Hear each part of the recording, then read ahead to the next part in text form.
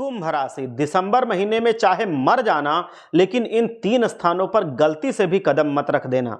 क्या आप जानते हैं कि दिसंबर 2025 का महीना आपकी कुंभ राशि के लिए एक सामान्य महीना नहीं है। ये महीना आपके जीवन में या तो खुशियों का सैलाब लाएगा या फिर आपको ऐसी अंधेरी गलियों में धकेल देगा जहां से वापसी लगभग असंभव है। हम सभी अपने जीवन में आगे बढ़ना चाहते हैं, लाखों का मुनाफा कमाना चाहते हैं और एक सुखी कर्ज मुक्त जीवन जीना चाहते हैं। लेकिन क्या होगा अगर आपकी ही एक छोटी सी गलती जाने अनजाने में एक गलत जगह पर पैर रखना आपकी पूरी जिंदगी की दिशा बदल दे। आप सोच रहे होंगे कि ये सब पुरानी बातें हैं, ये अंधविश्वास है और आज के आधुनिक युग में इनका कोई स्थान नहीं है। हम भी यही मानते हैं कि हर बात का आंख बंद करके विश्वास करना नहीं चाहिए। पर क्या आपने कभी सुना है कि कुछ स्थान ऊर्जा के ऐसे केंद्र होते हैं जहां की नकारात्मकता इतनी प्रबल होती है कि वो इंसान की बुद्धि, विवेक और भाग्य को जकड़ लेती है। दिसंबर 2025 आपके जीवन का एक ऐसा नाजुक मोड़ है जहां आपको अत्यंत सतर्क रहने की आवश्यकता है। मैं आपको जो बताने जा रहा हूं वो सच्चाई आपको होश उड़ा देगी, क्योंकि हो सकता है कि पिछले महीनों में जो धनहानि हुई हो, जो अपमान सहना पड़ा हो या मुश्किल समय में जो अकेलापन आपको महसूस हुआ हो, वो कहीं ना कहीं आपकी ही गलती का परिणाम हो। आपने शायद किसी ऐसे नकारात्मक स्थान पर कदम रख दिया हो जिसके प्रभाव से आप अभी भी जूझ रहे हैं। आज हम आपको उन 3 खतरनाक जगहों के बारे में बताने जा रहे हैं जहां कुंभ राशि वालों को दिसंबर 2025 में भूल कर भी नहीं जाना है। ये सिर्फ एक सलाह नहीं है, ये आपके आने वाले नए साल को बर्बाद होने से बचाने का एक तरीका है, एक रास्ता है।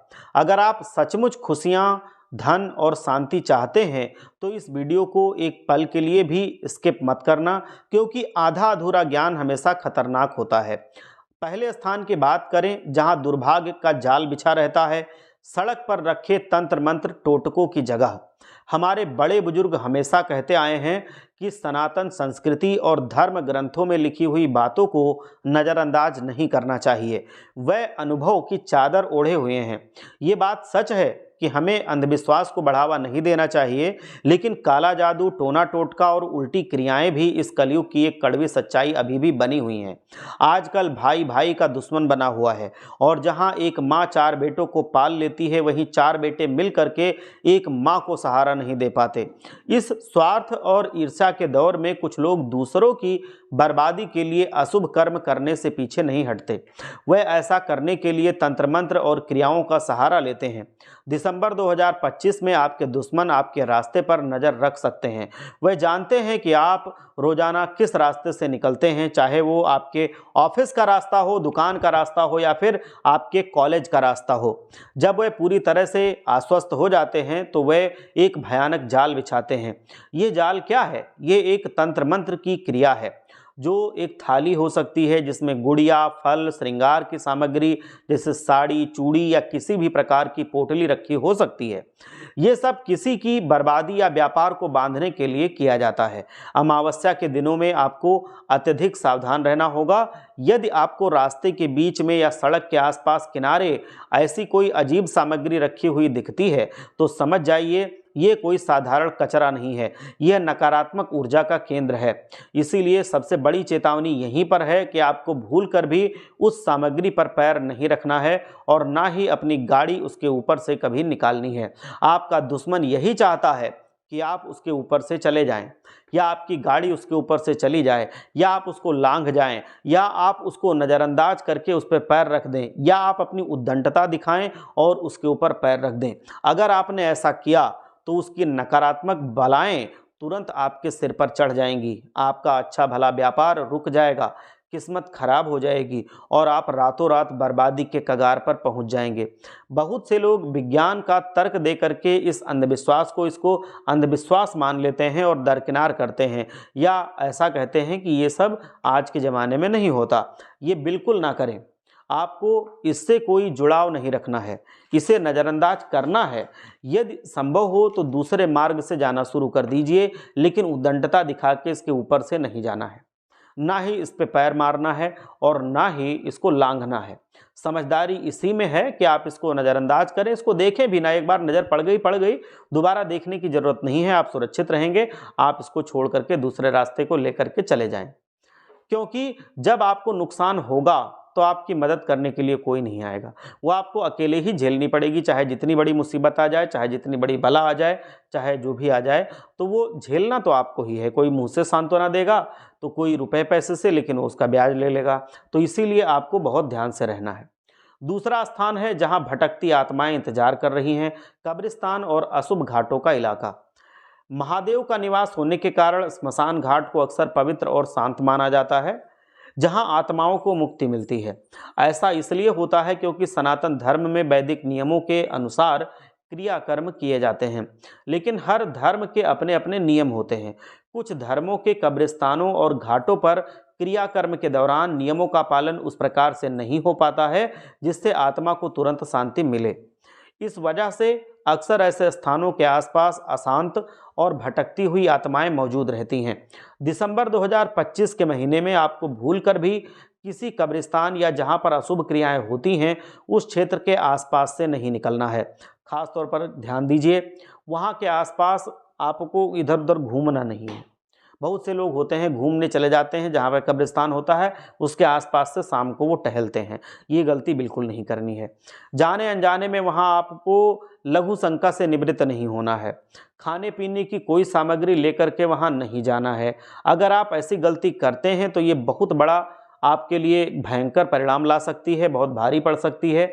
ये स्थान नकारात्मक ऊर्जा और भटकाव का गढ़ होते हैं। ये ऊर्जाएं आपके मन और बुद्धि को भ्रमित कर सकती हैं, जिससे आप गलत निर्णय लेने लगते हैं और अनावश्यक क्लेश आपके जीवन में बढ़ जाता है। हम आपको बिल्कुल नहीं डराना चाहते हैं, ना डरा रहे हैं, बल्कि आपको बस सच्चाई बताना चाहते हैं, आपको होशियार करना चाहते हैं, सतर्क करना चाहते हैं। खास तौर पर अमावस्या के दिन इस बात का विशेष सख्त रूप से ध्यान रखें, कितनी भी ज़रूरत क्यों ना आ जाए, कितना भी ज़रूरी काम क्यों ना आ जाए, दूसरे रास्ते का चुनाव करें। आपकी भलाई इसी में है। आप बर्बादी और भयंकर परिणाम से बचे रहेंगे। यदि आप वहां जाते हैं तो आप देखेंगे कि उसी दिन के बाद से आपके दिमाग पर भारीपन महसूस होगा। आपको ऐसा लगेगा कि जैसे दिमाग में कुछ लदा हुआ है, कुछ बैठा हुआ है। आपको जरा जरा सी बात पर गुस्सा आने लगेगी, आपको जरा जरा सी बात पर दूसरों से चिढ़ मचने लगेगी, आपस में ही तेज बोलने का मन करेगा, अपने घर के बच्चों को पीटने का मन करेगा, आप पति पत्नी आपस में लड़ाई झगड़े करने लगेंगे।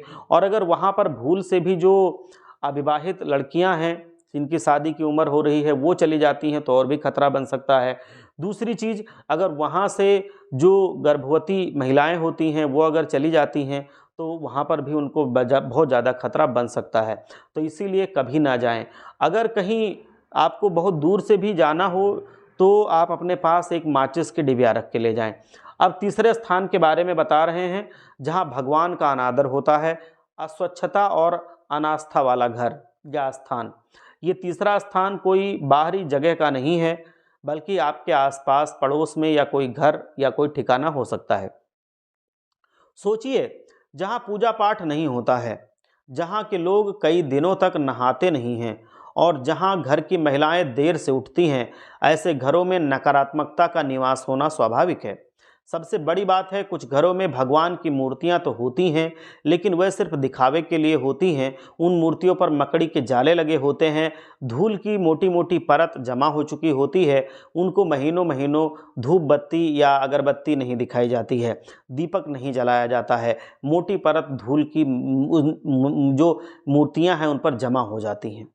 आप खुद कल्पना कीजिए कि जिस घर में भगवान का इतना अनादर हो रहा हो, जहाँ इतनी अस्वच्छता फैली हो और जहाँ इंसान का पूरा ध्यान सिर्फ पैसा कमाने पर हो, वहाँ भगवान की कृपा नहीं होगी, ये बात बिल्कुल निश्चित है। वहाँ के इंसान सुखी नहीं होंगे, ये बात भी निश्चित है। वहाँ के इंसानों में स्वाभाविक मुस्कान नहीं होगी, ये बात बिल्कुल निश्चित है। वहाँ के इंसान एक दूसरे से प्रेम से बैठ के बात नहीं करेंगे, ये बात बिल्कुल निश्चित है। वहाँ के इंसान एक दूसरे के साथ खाना खाना पसंद नहीं करेंगे। वहाँ के इंसान एक दूसरे से बैठ करके बातें करना नहीं पसंद करेंगे, बजाय इसके वो अपना समय मोबाइल में और ऐसी चीज़ों में, टीवी में देना चाहेंगे। ऐसे घरों में ईश्वरीय निवास के बजाय आत्माएं और नकारात्मक ऊर्जाएं रहने लगती हैं और बहुत सारा क्लेश जन्म ले लेता है। आप एक निर्मल हृदय वाले इंसान हैं, आप अपने घर में स्वच्छता रखते हैं और सही समय पर भक्ति भी करते हैं। आपके घर में माता लक्ष्मी और सकारात्मक ऊर्जा का वास है। लेकिन अगर आप जाने अनजाने में दिसंबर 2025 में ऐसे अनादृत घरों में कदम रखते हैं, आप नहीं, जहाँ पर कोई दूसरा ऐसा करता हो वहाँ पर भी आप अगर जाते हैं, तो आपकी पवित्रता पर नकारात्मक शक्तियों का सीधा हमला हो जाता है। ये नकारात्मक शक्तियाँ आपके मस्तिष्क पर प्रहार करती हैं, जिससे आपकी बौद्धिक क्षमता और तार्किक क्षमता तुरंत ही घट जाती है। आपके मन में आलस्य आने लगता है, आप भटकाव महसूस करते हैं, आप जो अच्छा काम कर रहे हैं उससे मन हट करके कुछ दूसरा करने लगता है। आप जो अच्छी आदतें अपना रहे हैं उनमें आपको कमी नज़र आने लगती है, गलत आदतों में आपको अच्छाई नज़र आने लगती है। आप थकावट महसूस करने लगते हैं और अनावश्यक स्वास्थ्य की समस्याएं धीरे धीरे करके आपके अंदर और आपके परिवार वालों के अंदर उत्पन्न होने लगती हैं। आपका दिसंबर का महीना जो कुछ बड़ा करने और कर दिखाने का महीना है, वो बर्बाद हो सकता है। इसीलिए मैं आपको सचेत कर रहा हूँ, ऐसा घर नर्क के समान होता है। आपको ऐसी जगह पर कदम नहीं रखना है जहाँ भगवान का अनादर होता हो। चौथे स्थान की हम बात करना चाहते हैं, जो विनाश का मार्ग होता है। अब मैं क्या बताऊं, बहुत सारे लोग ऐसा करते हैं। मैं उनसे एक निवेदन करना चाहता हूं कि अपने लिए, अपने परिवार के लिए और अपने धर्म के लिए, भगवान के लिए आप ये काम छोड़ दीजिए। वो काम है मदिरालय, जुआ और सट्टा, ये सब करना। हम सभी की ज़िंदगी में एक समय ऐसा आता है जब धोखा मिलता है। एक समय कभी ऐसा आता है जब घाटा होता है। एक समय ऐसा आता है जब नौकरी चली जाती है या बहुत दिनों तक प्रमोशन नहीं होती है। ऐसा जो समय हमारा होता है, जो हमारे कुछ अच्छा समय नहीं माना जाता है, तो ऐसे समय में इंसान को अकेलापन होता है, बेचैनी महसूस होती है। और यहीं से शुरू होती है ये सबसे बड़ी गलत लत, शराब की लत, मदिरा की लत और धूम्रपान की ओर झुकाव। जिस इंसान को कभी ये नहीं पता था कि वो ऐसा करेगा, वो भी इनके प्रति झुकने लगता है। परिवर्तन प्रकृति का नियम है। दुख के बाद सुख आएगा और सुख के बाद दुख आएगा, ये जीवन में चलता रहता है। जीवन एक शांत समुद्र नहीं है, इसमें मुसीबतें इसलिए आती रहती हैं ताकि हम संघर्ष करना सीख जाएं और अनुभव प्राप्त करें कि मुश्किल परिस्थितियों में हम निखर जाएंगे या बिखर जाएंगे। एक कुशल नाविक शांत पानी में नहीं बल्कि तूफान में पहचाना जाता है। इसी तरह अगर आप अपने आप को बहुत अच्छा मानते हैं, तो जब कभी मुसीबत आती है, आपको धोखा मिलता है, आपको कहीं से असम्मान मिलता है, आपको कोई भला बुरा कहता है, तो उस समय अगर आप अपने आप को संभाल ले जाते हैं तो समझ लो कि आप पास हैं। लेकिन जब जीवन में झटका लगता है तो आप धैर्य को खो देते हैं और गलत रास्ते अपना लेते हैं, जैसे मदिरालय जाने लगते हैं, शराब के अड्डे पर, या जुए सट्टे का स्थान होता है वहाँ जाने लगते हैं, धूम्रपान की तरफ झुक जाते हैं। दिसंबर 2025 के इन दिनों में आपको चाहे मर जाना पड़े, पर इन विनाशकारी जगहों पर भूल करके भी नहीं जाना है। इनको कभी भी अपने जीवन में शामिल नहीं होने देना है, चाहे किसी भी हद तक आपको जाना पड़े। आप सोचते हैं कि शराब आपके दुख को कम कर देगी? ये तो सोचने की बात ही नहीं है। वो दुख कम कर देगी जिस कारण से आपको वो हुआ है, क्या वो कम कर देगी क्या? जो धोखा पहले मिल चुका है, क्या वो खत्म हो जाएगा क्या? नहीं। लेकिन ये तुम्हारी जिंदगी को और ज़्यादा उलझा देगी, तुम्हारे पैसों को खा जाएगी, तुम्हारे स्वास्थ्य को खा जाएगी, बर्बाद कर देगी, भगवान को भी हमसे रुष्ट करा देगी। वह आपको उतना ही कष्ट देते हैं, ये जान लो भगवान ऊपर वाले, जितना आप सह सकते हैं। इसलिए बिल्कुल घबराइए मत, कष्ट है सह जाइए, निखर जाएंगे कष्ट में। कष्ट आता ही इसलिए है कि आपको वो निखार सके, तपा सके। अब अगर आप टूट के बिखर गए, गलत आदतें पकड़ ली, तो फिर आप नष्ट हो जाएंगे। और अगर आपने गलत आदतें नहीं पकड़ी, आप उसमें अपने आप को निखार ले गए, तो आप बेस्ट हो जाएंगे। वह भगवान जो हैं आपको रेस से बाहर नहीं करना चाहते, बल्कि वो आपको जिताना चाहते हैं। इसीलिए चुनौतियां देते हैं कि इन चुनौतियों को पार करके, ऐसे वो सबको देते हैं जो रेस में है। जो पार कर लेता है वो विजयी हो जाता है, जो नहीं पार करता है वो हार जाता है। एक घुड़सवार अपने घोड़े को चाबुक क्यों मारता है? इसलिए मारता है कि वो घोड़ा टूट जाए, नहीं, वो इसलिए मारता है ताकि वो और तेज दौड़े, वो घोड़े को हानि पहुंचाने के लिए नहीं मारता है।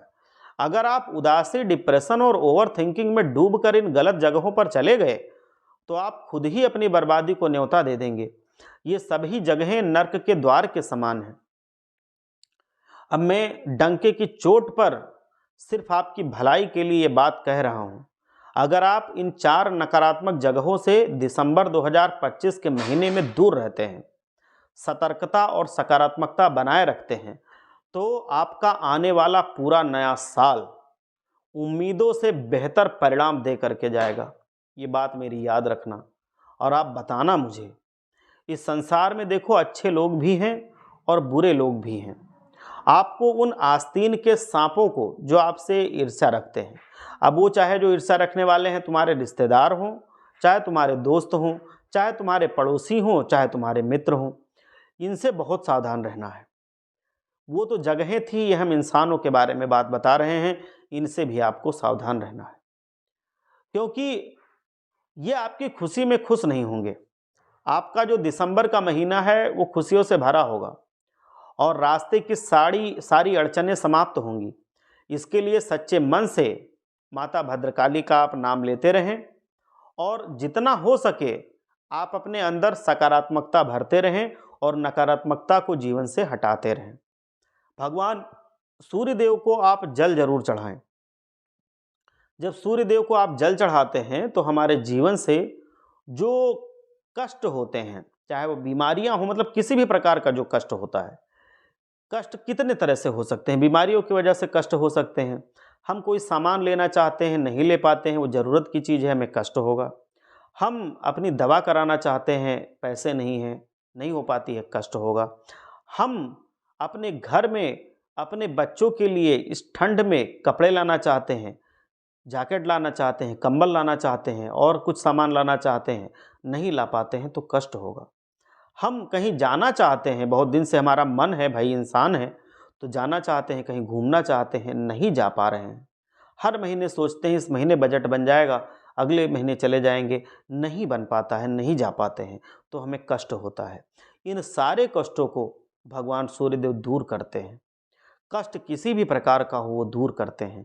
आप सच्चे मन से नहाने के बाद भगवान सूर्यदेव को जल चढ़ाया कीजिए और जल चढ़ाते वक्त आपको सूर्यदेव को जल के आर पार देखना है। जल पारदर्शी होता है, आप जल चढ़ा रहे हैं, ऊपर से चढ़ाएंगे सर के, जल गिरेगा, उस जल से सूर्यदेव को आपको देखना है, ये काम आपको करना है।